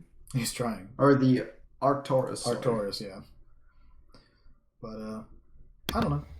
Solid players. I hate taking a player at 15 who's that much of a project. Like, he's just not quite ready to contribute heavily. But once he gets to 51, he'll be fine. So I thought it was fine. Give him a B+. I mean, it's just adding more bloat, in my opinion, to his team. Like, his team's good already. He doesn't need 2 more hitters and 1 more, like, DP. He's already got that. I mean, he's got to deal with 11 Frenzy Norse, so maybe he does. Yeah, but he's got 5 players that realistically would be the main blitzer on any other team. Well, that's fair. Baz, you back, or yeah, I'm here. You want to give us a grade or thoughts? Yeah, I mean, I did give maybe a B-.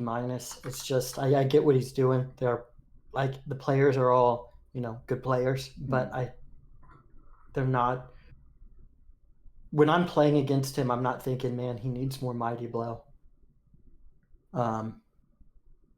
He's got a lot of that. Is it the dirty player that he's lacking? Is that it? Well, I mean, no one should have dirty players. But no, I mean, it's just he desperately needs guard on this team. Yeah. But he's doing better every season. So it's working. But I do think if he had a few more guard, it would definitely turn some of his losses to draws and draws to wins. All right. Moving forward, we've got 2 teams left, and I had a little bit of fun with this one. The Warpstone Bay Ratscallions, they got just absolutely awful grades across the board last season. They did go 5-2-7 with some forfeit results. The draft needs were replace a perm blitzer, you can upgrade 1 gutter, but goddamn do they need a better GM, because some of these picks just don't make any sense. Andrew Twinkletoes, perfect. Block, sure hands, guard, plus agility. You look at Rel, that's exactly the kind of player he has, so you get that at 18. That's great. You take Bonnie Cone at 50. That's a natural one-turner for Rats. That's cool. That's great in theory. You already have that on the roster. Granted, I guess Rel has 2 movement 10 gutters too, so maybe you're just trying to copy him. I mean, he's pretty... I'm pretty sure Bonnie is replacing the plus MA that's on the roster. What's wrong with it? It's 1 skill, and instead now you have 4 skills. Well, he's got the other movement one too. Well, sure. Which I also have an issue with. Like, you took this player last year who just had plus agility, and then you give it 2 heads, then it rolls movement, and then you take horns. And so I guess you're playing the long game and going for wrestle. It's just, that seems like a weird player. And then when you already have the movement 10 gutter Cadillac Williams, like, do you need to go for Bonnie and just... Yeah, but what else are you going to draft? Your Rats. You could upgrade from that Rat Ogre that you shouldn't have taken last season and already lost the movement that he gained in the draft. You're going to upgrade over a plus strength block Rat Ogre? Yeah, man. Yes, by having no Rat Ogre. Exactly. Well, yeah, but that's not a pick. Anyway, I mean, I think this is fine.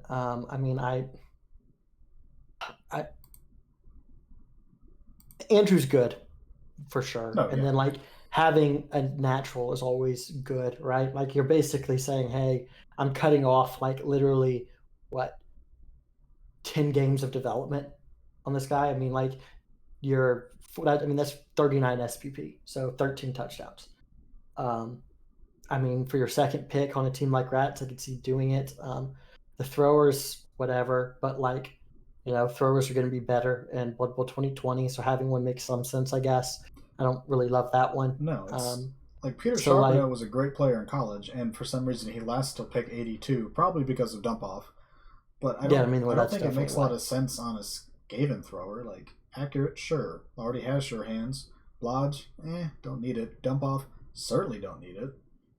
He needs Hail Mary pass, obviously. Exactly. But, I think it's fine, right? I just, I think that the third pick, making that just, a random 2-skill line rat is probably better. As far as the gutter goes, I mean, I can get it because, if this is our last season where Rats can have MA10, then let's get the most out of it I can by having someone who actually already uses that MA10. If anything, I'll end up taking on Cadillac Williams to begin with for that reason. But I think it's fine. I don't think it's great, but I think it's fine. But when you have the minus MA blitzer as well, I mean, he's nice. It's blodge, guard, sidestep, but you could get a blitzer in the second round to fix that and not have to deal with MA6 anymore. Yeah, that's true. Melfing's not wrong. I don't know. I have a history of quibbling with Archaean. We give each other shit all the time, so I gotta keep it going. Yeah. For my grade for Archaean, can you just put better than last time? Yeah. I mean, we were pretty harsh last time, but it didn't make a lot of sense then, and I didn't like this one much better, so better than last time. A thumbs up emoji. Alright, so the moment we've all been waiting for, the W's, the last of the W's, I suppose.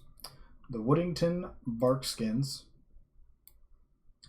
Gark, next time if you want to go first, you might want to change it to like the A Woodington Barkskins or something. Just cheat and jump to the front. But your draft grade was pretty good. We gave an A because you're 4, 2, and 8. You need a War Dancer and some useful Linos. And you move up from 9 to 5 by just getting rid of a third round pick, so that's pretty much nothing. And you get a plus strength, tackle, sidestep, wrestle, War Dancer. Very nice. And 41, you get a heck of a thrower. And for what else, if that's how you want to play him, that's exactly the kind of player you want. This is one draft where I think having that player at 73 could have been useful. And I believe Raffalo would have been available at 9. You didn't need to move up. I don't blame you for doing it. You get the player you want. He's a great War Dancer. But when you could get that lineman that Wog took at 80 or whatever it was, the Blodge guy or the guard sidestep or whatever else, Kazarek was not drafting him when Bruner was on the board. I'm sorry. Bruner's just a better player. For Dark Elves, at least. Regardless, I like your draft. I gave it an A. I think you maybe could have gotten a useful player in the third round, but I'm not going to quibble with it that much.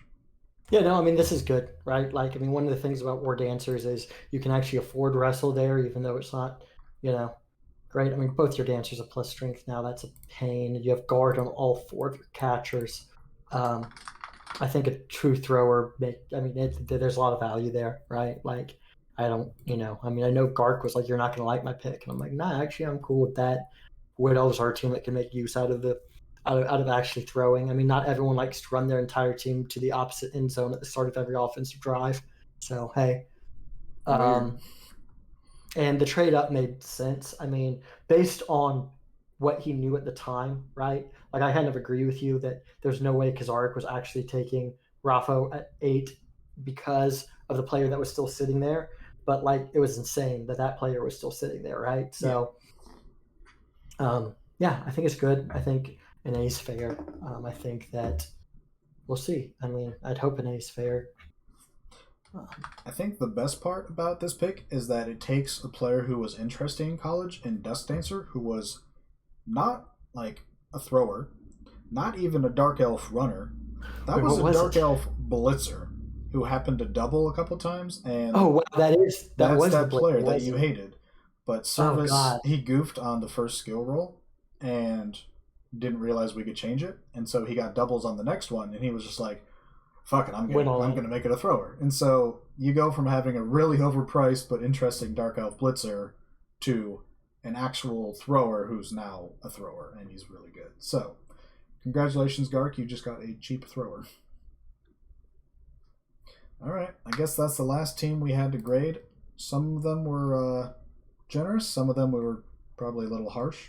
Some of them maybe we were spot on. So, hope everyone enjoyed the show. It was a lot of fun. I love this draft. I love all draft stuff in general.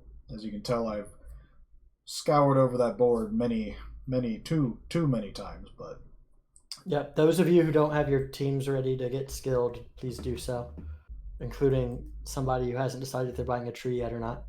Weird. Whoever that is. Yep.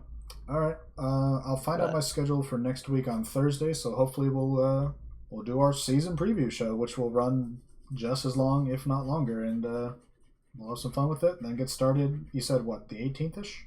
Yeah. Cool. And then I'll be gone that weekend, so I'll get to miss all the beginnings. So unfortunate. All right. I don't know. Thanks, everybody. Go ahead. Wait, can we also mention that Chrysler had mentioned that the August 27th to 29th weekend you should try and avoid playing games because of the conversion to BB 2020?